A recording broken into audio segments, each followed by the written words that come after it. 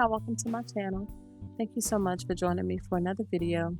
I'm having to do a voiceover because for some reason my volume was turned off on my iPad. So welcome to another Hump Day Handmade. In these videos we share projects that you can recreate without having a cutting machine.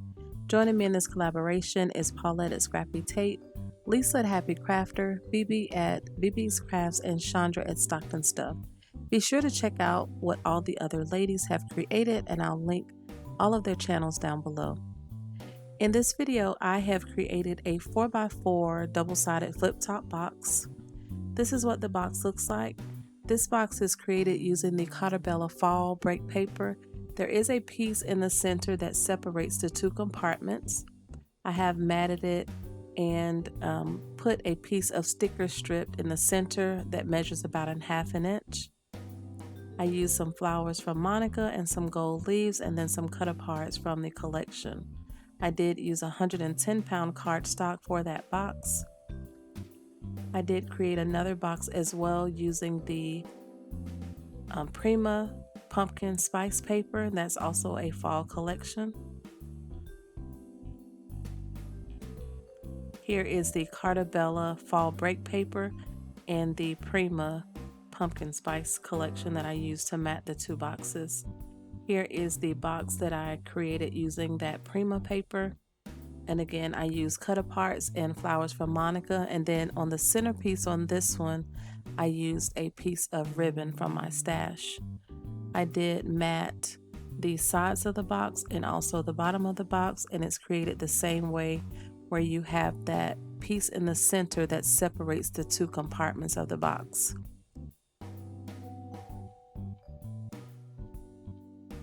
So here are the two boxes that I created. They're exactly the same, and like I said, I do have a tutorial that I'll be sharing later on creating a 6x6 box. So to create this box, you will need 4 pieces of cardstock, one that measures 7 7/8 by 7 7/8 for the bottom of the box, and you will score at 2 inches on all 4 sides. You will need a piece for the top that measures 6 by 6, and this will give you that ½ inch piece in the center. You will score at 1 and 5 on one side, and 1, 2 3/4, 3 1/4, and 5 on the other side. There are 2 inserts, and they measure 3 7/8 by 5 3/4. With that ribbon piece that gives you that ½ inch, you will score at 1 3/4, 3 3/4, and 4 on the 5 3/4 inch side. So I will start creating the box using the this is actually the bottom of the box. So you will create this just like you do any other gift box. I'm going to score on all sides. Then I'll cut up the tabs and wedge the tabs to attach them. And I will do the same thing on the other side of this box.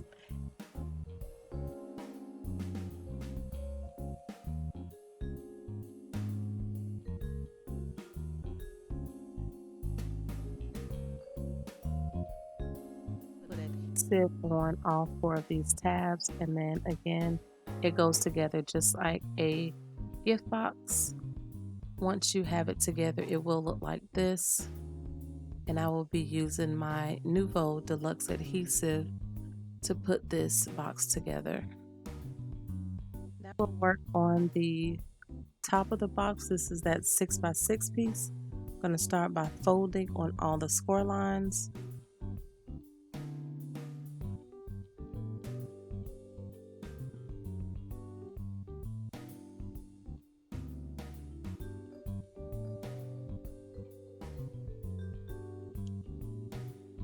This is the piece that has 4 score lines facing me. I will cut up all 4 score lines. You want to angle the tabs on each of the ends. You'll just cut up this center piece, creating the little tab to help hold the top down to the part of the box, and that's that ½ inch piece in the center. And you'll do the same thing to the other side of this box and create the little tab for the front of the box and glue that down to the sides.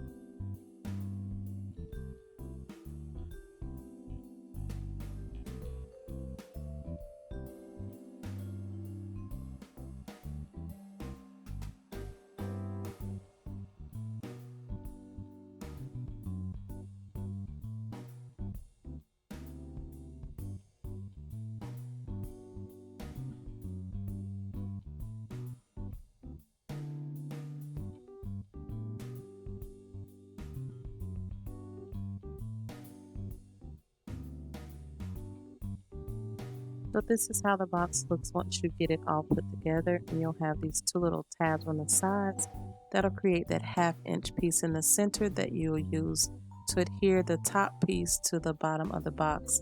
Now we'll work on the two little insert pieces. We'll fold on all the score lines, and then what you want to do is the piece that has the two score lines on it, that'll be adhered to the top of the box.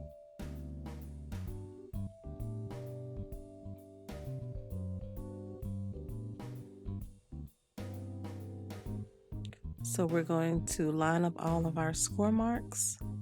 These will get glued together back to back, and the pieces with the two score marks will be at the top, and those will line up with the 1/2 inch piece at the top of the box. So you just want to line those up and adhere those to the top of the box, and that's what keeps it steady and helps it to stay glued to the main part of the box. So I'm just going to start off by gluing the backs together. Then I'll glue the tops and glue those to the top of the box, and then I'll put adhesive on the bottom of this piece and glue it to the bottom of the box.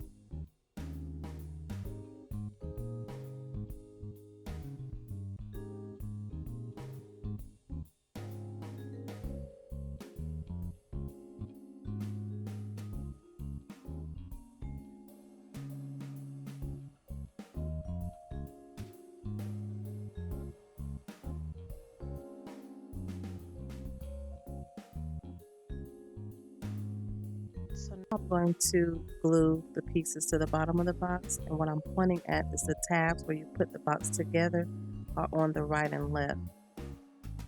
The box is a 4x4, but that's just how I put mine together.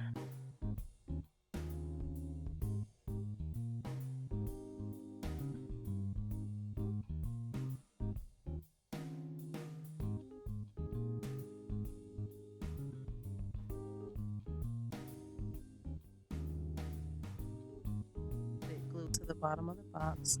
You just want to make sure it's down there evenly, and then you just want to glue those tabs to the sides of the bottom of the box, making sure everything is straight, because if those are crooked, the top of the box will be crooked as well. So I'm just going to make sure that my box is all the way down in there, and then I'll glue these pieces to the side of the box.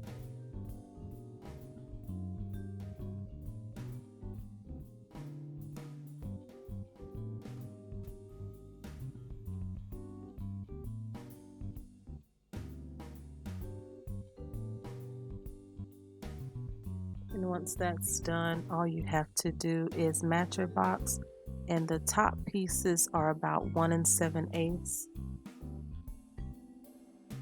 by 3 7/8, and all of the edges on this box are about 1 inch. There is enough room to where if you want to mat all sides, there's enough room to mat all sides of this box as well. And that's all I have to share in this video. If you have any questions, please leave them down below and I'll get back to you as soon as I can. Again, I'll link all the other ladies' channels down below, and I'll leave the measurements in the description box as well. Thank you all so much for watching and for joining us for another Hump Day Handmade. Be sure to check us out next month at 10 Eastern Standard Time on the last Wednesday of the month to see what we created for another Hump Day Handmade. Thank you all so much for watching. Stay safe and have a great day. Bye.